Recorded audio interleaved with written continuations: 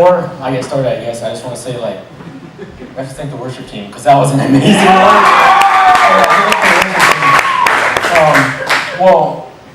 When I was asked to speak, the theme was about starting over. And starting over, if you think about it, a lot of us really don't like think about that. We just think that if we did something bad, that it stays with us. It's like a trail. We're just like, it's with us. But when you ask God for forgiveness, it's gone. He forgives you and forgets you. So my first point is going to be that God knows how to forgive and forget. It's just we need to learn how to forgive and forget ourselves. And that's what I struggle with sometimes. And like we need to start doing that this year.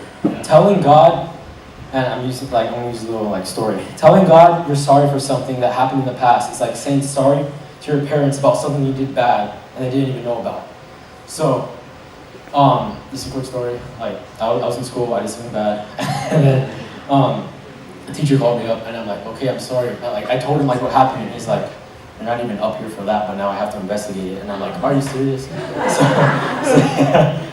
But if you're too focused on the past, you're bound to miss the future. And the future has great things in store. In Isaiah 43, 18 and 19, it says, remember not the former things, nor consider the things of the old. Behold, I am doing a new thing. Now it springs forth. Do you not perceive it? I will make a way in the wilderness and rivers in the desert.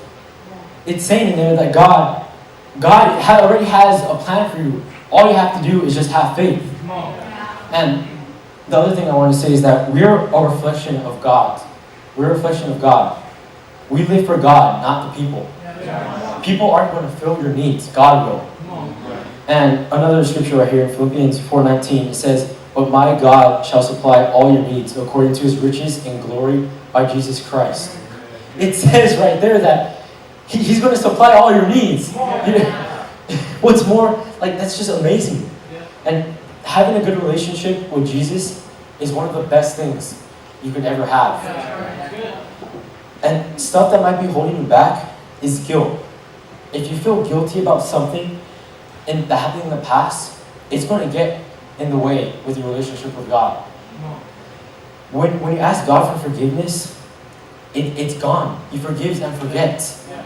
You don't need to worry about what you did anymore. And that's what we all need to do this year, forgive and forget ourselves. Unless it's going to tear you apart and mess up your relationship with God. We're all reflections of God. If we did something in the past that makes us feel like we're living double lives, it's just guilt. Maybe it's because we haven't asked for forgiveness yet. And ever since John, Evan, Andrew, and me started a group chat, school has never been the same. I'm more focused on God than I've ever been. And I'm pretty sure they could say the same as well. I suggest that you do something like that. Start a group chat with your friends or a Bible plan. Keep each other accountable. And if you're not comfortable sharing it with a group, just share it with someone you trust, one-on-one. It feels so good to have brothers and sisters that you could trust. Just look around you. How lucky are we to be in a group like this?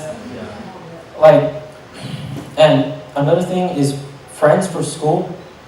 What do they really do? Yeah, you can have friends at school. And yeah, they're going to be close to you. But sometimes there's that group of people that you shouldn't be hanging around with. And for me, that was my whole group. Around last year, Jordan told me that all my friends in high school are going to get you nowhere. I didn't really listen to him and continued to hang out with the same group of people I should have not been hanging out around with. All they talked about was drugs, sex, and cussing, and I should have not been around them. But after camp, what really struck me was when Pastor Doug was talking about when he was in high school, and he saw his group of friends that he knew he shouldn't be hanging around with, and he literally just changed his direction, like that. I really wanted to do that, and he inspired me to do that. But at the same time, we can't just leave people. We need to outreach to schools and our friends, and if they don't know Jesus, you can't just ignore them. You have to show them. They don't know better. What if they've never had Jesus in their life? Or what if, you need to outreach to people, you can't just leave them there. But if they don't accept you for that, oh, you're Christian, oh, that's stupid, that's weird. If they make fun of you, call you out, Doesn't matter. Their words aren't going to affect you. But God's words will. And they'll affect them and me and everyone here. Amen. All you have to do is reach out to them. I'm going to close with this. Jesus walked with sinners and changed them. So why can't we? We're the light in the darkness. We can't let this world change who we are. If you think it's too late to start over, it's not. All you have to do is ask God for forgiveness and it's done. Your problems, gone. It's away.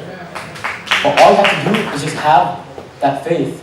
Just take one more step and ask God for forgiveness. God has big plans for all of us. We just can't let our past get in the way of the future.